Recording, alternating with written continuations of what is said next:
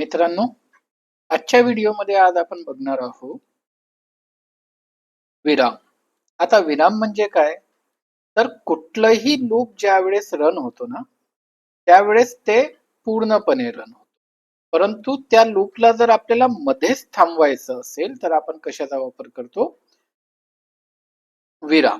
आता बघा, यामध्ये काय होऊन राहिलेलं आहे की आपण जेव्हा लावलं, जेव्हा क मध्ये मर्यादा आपण हे 1 पासून 10 पर्यंत घेऊ. आता या ठिकाणी काय होईल की हा जो लूप आहे, जर आपण या ठिकाणी विराम नाही लावला तर काय होईल? जर या ठिकाणी आपण विराम नाही लावला तर काय होईल की हा लूप 1 ते 10 पर्यंत चालणार. म्हणजे बघा, या ठिकाणी मी रन केलं तर 1 पासून ते 10 पर्यंत चालून राहिलेलं आहे. 1 ते 10 पर्यंत ते व्यवस्थितरित्या चालून राहिलेलं आहे. आता जर आपण या ठिकाणी विराम लावलं तर याचा अर्थ काय झाला की लूप हा 5 पर्यंतच चालेल, 5च्या नंतर चालणार नाही. बघा, याला ज्या वेळेस मी रन करतो विराम लावल्यानंतर तर काय होईल, हे 1 पासून 5 पर्यंत म्हणजे 5 पेक्षा कमी आहे तोपर्यंतच चालणार. आता या ठिकाणी काय होऊन राहिलेलं आहे, जर तुम्ही व्यवस्थित याला बघितलं तर लूप चालून राहिलेला आहे 1 पासून 10 पर्यंत. ज्यावेळेस क ची व्हॅल्यू ही 5 असेल त्यावेळेस काय मिळेल? विराम. विराम काय करतो? जो काही आपला लूप आहे त्या लूपला थांबवतो. विरामचा अर्थ काय की जो काही आपला लूप चालू आहे, जेव्हा असेल किंवा जेव्हापर्यंतचा जो लूप आहे, तो जो काही आपला लूप चालू आहे त्या लूपला थांबवण्यासाठी आपण कशाचा वापर करतो? विराम. खूपदा आपल्याला असं होतं की आपण लूप मध्ये व्हॅल्यू टाकतो, आपला लूप चालू असतो आणि त्या लूपला काही कारणामुळे आपल्याला बंद करायचं असतं. जे काही आपलं लूप आहे त्या लूपला आपल्याला काही कारणामुळे बंद करायचं असतो. तर त्यावेळेस आपण कशाचा वापर करतो? विराम. विरामला नेहमी कशामध्ये दिलं जातो? जर मध्ये. आपण जर विरामला जर मध्ये दिलं नाही तर त्याचा काही फायदा होणार नाही. कारण जर आपण या ठिकाणी जर टाकलं नाही, या ठिकाणी आपण जर टाकला नाही तर हा विराम काय होईल? त्याला पहिल्यांदाच मिळेल. त्याच्यामुळे काय होईल? तो लूपच्या बाहेर निघून जाईल. बरोबर आहे. त्यामुळे ते रन होणार नाही. त्यामुळे विरामला नेहमी कशामध्ये टाकलं जातो? आपल्या जर मध्ये. आता बघा, याचा वापर आपण जेव्हा मध्ये करू, सॉरी, जेव्हा मध्ये केलेला आहे, जेव्हा पर्यंत मध्ये करू. ठीक आहे. बघा, या ठिकाणी मी काय केलेलं आहे,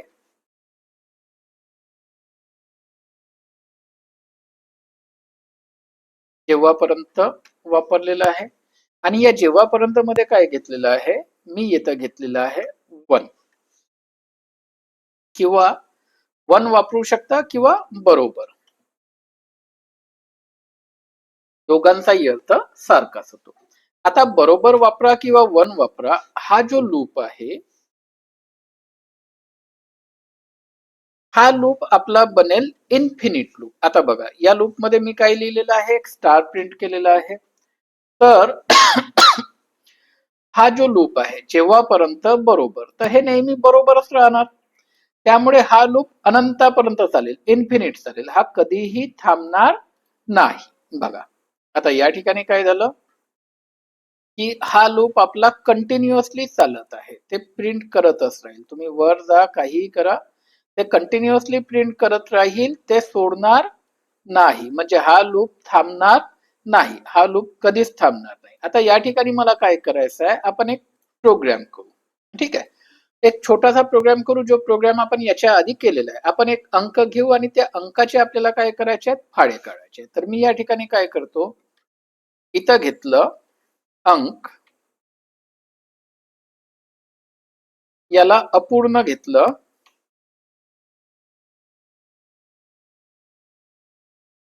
आणि प्रविष्ट केलं.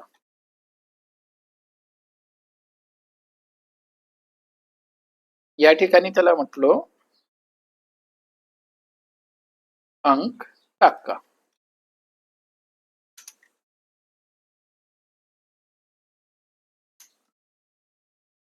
आता या ठिकाणी काय झालं, आपण एक अंक घेतला आणि या ठिकाणी मी काय करतो, पुन्हा एक लूप लावतो. कुठलं लूप लावू, या ठिकाणून हे घेऊन येऊ.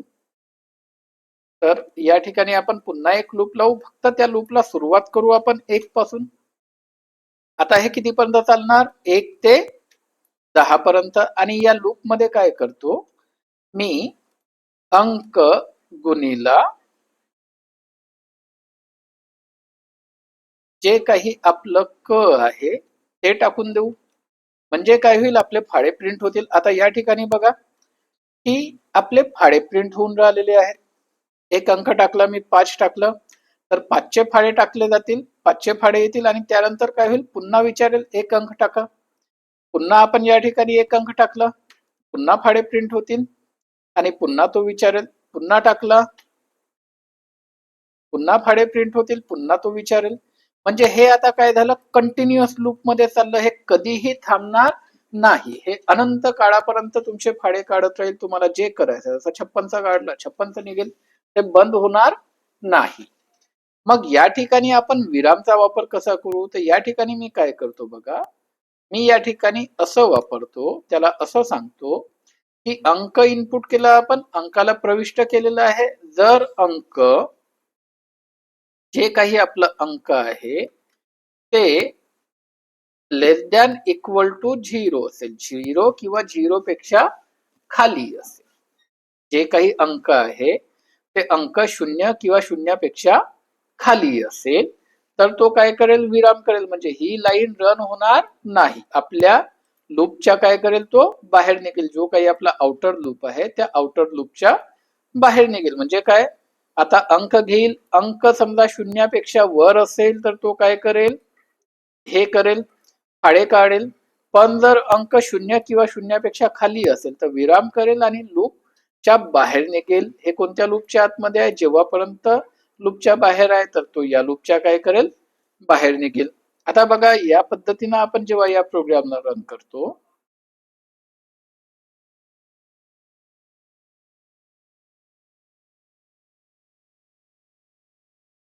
कुठल्या लाईन मध्ये एरर आहे, लाईन नंबर 3.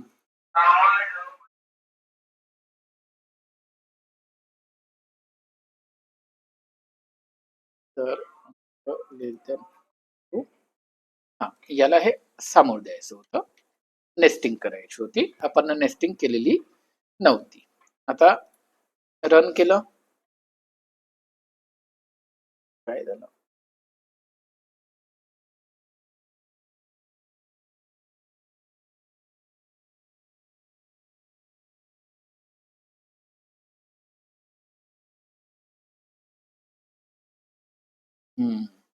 याला नेस्टिंग करायची नव्हती, याची नेस्टिंग काढायची होती, सॉरी. आता याला आपण इंडियन लँग्वेज मध्ये घेतलं आणि रन केलं, तर काय होईल, आपण जे काही अंक टाकला त्याचे फाळे निघेल. परंतु समजा 0 टाकलं तर काय होईल, आपलं लूप बंद होईल आणि आपला प्रोग्रामच्या बाहेर निघेल. जर आपण 0 नाही टाकलं तोपर्यंत ते काय होईल, आपलं लूप चालत राहील. बघा, जर आपण 0 टाकलं नाही तर आपलं लूप हे कंटिन्युअसली चालत राहील. आणि ज्या वेळेस आपण 0 टाकू त्यावेळेस काय होईल, तो आपल्या जेव्हापर्यंतच्या लूपच्या बाहेर निघेल. म्हणजे ज्या ठिकाणी त्याला विराम मिळेल, कोड मध्ये ज्या ठिकाणी त्याला विराम मिळेल त्या ठिकाणून तो काय करतो, आपल्या लूपच्या बाहेर निघतो. तर विराम कशासाठी, जेव्हा कधी आपल्याला आपलं जे काही लूप आहे त्या लूपला तोडायचं असेल तर आपण कशाचा वापर करतो, विराम. विराम नंतर जी गोष्ट आपल्याला समजून घ्यायची आहे ती आहे करत रहा. करत रहा हा विराम सारखाच आहे.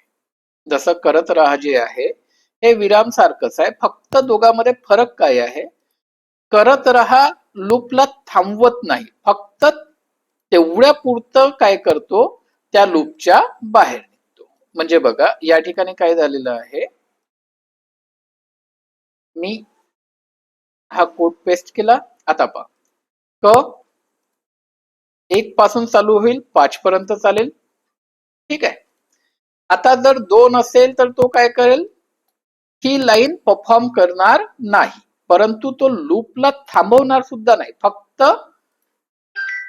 करत राहा. ज्या ठिकाणी मिळालं आहे त्याच्या नंतरची लाईन, त्याच्यानंतर त्या लूपमध्ये जे काही दिलेलं आहे, 1 लाईन असो 10 लाईन असो, जेवढेही लाईन आहेत, करत राहा नंतरच्या ज्या काही लाईन आहेत त्या लाईन तो रन करणार नाही, परंतु लूप कंटिन्युअस चालू ठेवेल. त्याच्यानंतर पुन्हा तो जसा आहे त्याच पद्धतीनं रन करेल.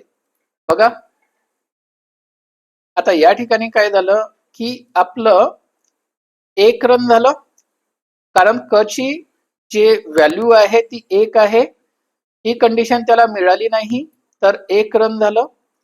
2च्या वेळेस काय झालं, त्याला कंडिशन मिळाली, तर त्यानं करत राहा म्हटलं, म्हणजे या लूप मध्ये जे काही या करत राहाच्या समोर लिहिलेलं आहे ते त्याने परफॉर्म केलं नाही, परंतु त्याने लूपला ब्रेक केलं नाही, लूपच्या बाहेर निघाला नाही, लूप कंटिन्यू चालू आहे. त्याच्यानंतर पुन्हा 3 मिळेल, त्यावेळेस तो परफॉर्म झाला. 4 मिळेल, त्यावेळेस तो परफॉर्म झाला.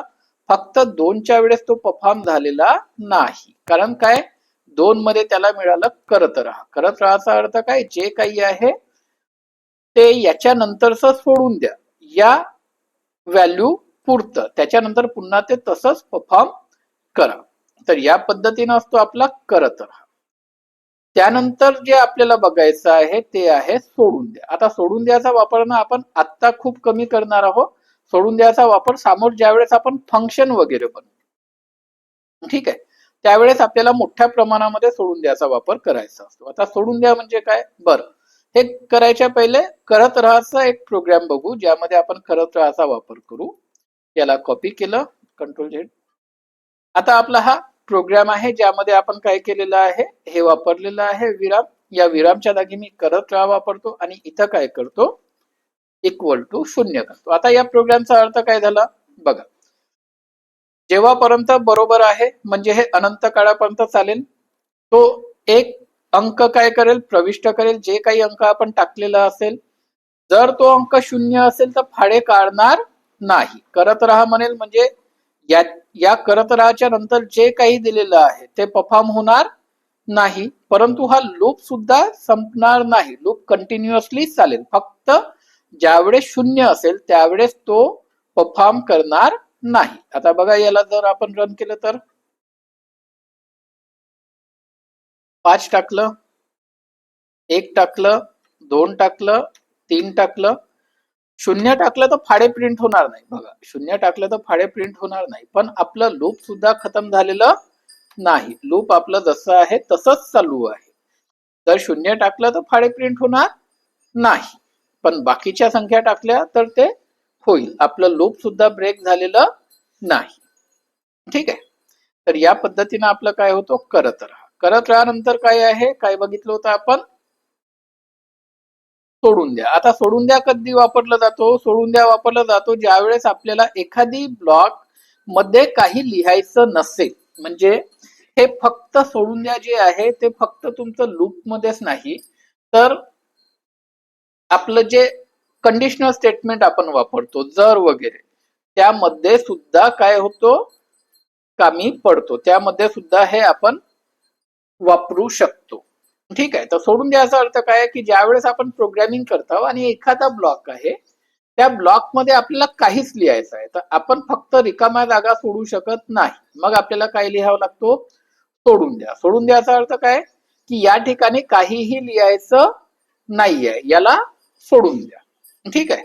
तर याला रन केलं तर काहीही येणार नाही, कारण हा लूप चालेल आणि तो या लूप मध्ये काहीच आहे नाही, त्यामुळे काहीही रन होणार नाही, ब्लँक बघा. त्यानंतर आहे लूप सोबत अन्यथा.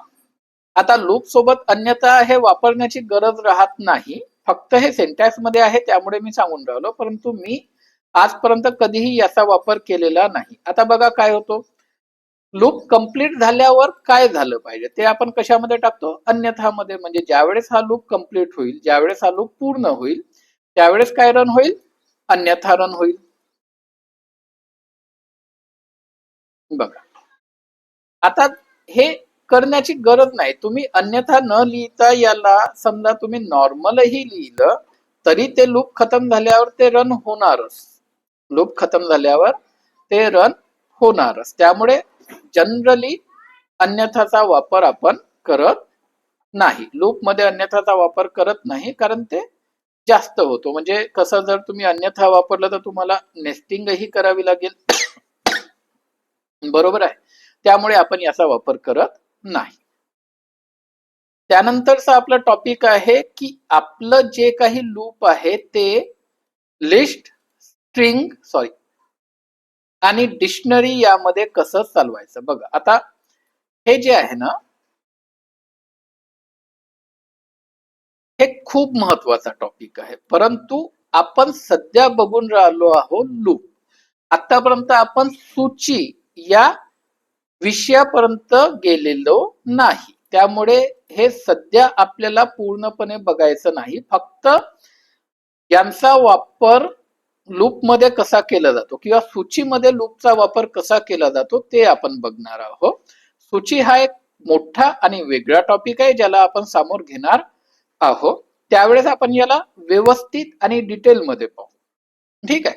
सध्या आपल्याला फक्त हे कसं रन होतो ते बघायचं आहे. बघा, तर सूची म्हणजे काय, तर सूची म्हणजे लिस्ट. ज्यावेळेस आपल्याला वस्तूंची लिस्ट असेल, खूप साऱ्या वस्तूंची लिस्ट असेल, लिस्ट कशामध्ये बनवतो आपण, जे अँगल ब्रॅकेट आहे त्या अँगल ब्रॅकेटचा वापर करून आपण लिस्ट बनवू शकतो. तर आपल्याला आपल्या लिस्ट मधल्या सगळ्या गोष्टी पाहिजे असेल तर आपण कशाचा वापर करतो, जेव्हा लूपचा. पहा, यामध्ये जेव्हापर्यंत हा लूप वापरला जात नाही, यामध्ये काय वापरला जातो, जेव्हा लूपच वापरला जातो. जेव्हा जी काही सूची आहे, बघा, जेव्हा व्हेरिएबल, ज्या व्हेरिएबल मध्ये तुम्हाला व्हॅल्यू पाहिजे असेल तो व्हेरिएबल, जेव्हा व्हेरिएबल मध्ये सूची, जी काही आपल्याला सूची द्यायची असेल ती सूची. ठीक आहे. आता यामध्ये काय होईल, हा प्रोग्राम जर आपण रन केला तर काय होईल, या सूचीमधल्या प्रत्येक गोष्टी आपल्याला काय होईल, लिहून मिळणार. ठीक आहे. सध्या एवढंच. याला समोर आपण चांगल्या तऱ्हेने बघू. त्यानंतर होतं की आपण जे शब्द असतात त्या शब्दामधल्या प्रत्येक अक्षरालाही काय करू शकतो, घेऊ शकतो. जसं या पद्धतीनं बघा की आपण नमस्ते हा शब्द घेतलेला आहे. या शब्दामधल्या जर आपल्याला प्रत्येक अक्षराला घ्यायचं असेल, त्या शब्दामधल्या प्रत्येक अक्षराला आपल्याला घ्यायचं असेल तर आपण कशाचा वापर करतो, लूपचा वापर करतो. आता या लूप मध्ये काय होऊन राहिलेलं आहे,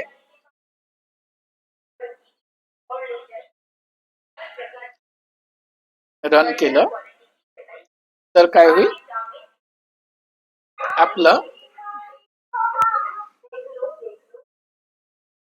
तर काय होईल, आपले जेवढेही अक्षर आहेत त्यामधले ते सर्वच्या सर्व अक्षर या ठिकाणी काय होतील, आपले लिहिले जातील.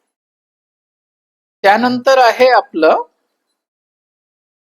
डिक्शनरी. या पद्धतीनं असतो डिक्शनरी. जसं लिस्ट मधून आपण घेऊ शकतो त्या पद्धतीनं आपण काय करू शकतो, डिक्शनरी मधूनही घेऊ शकतो.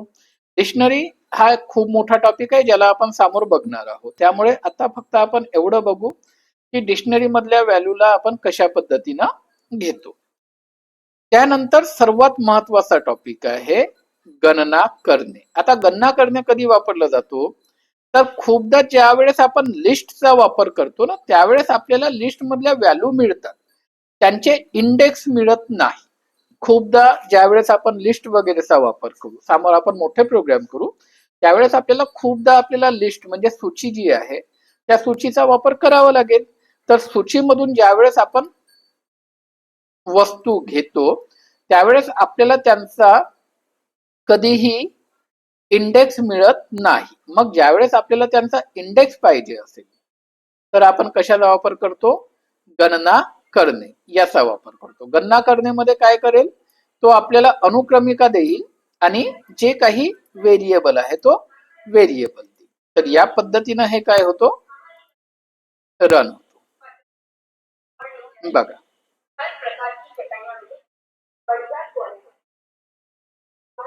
तर हे झालं आपलं लूप. आज इथंच थांबू. थँक्यू.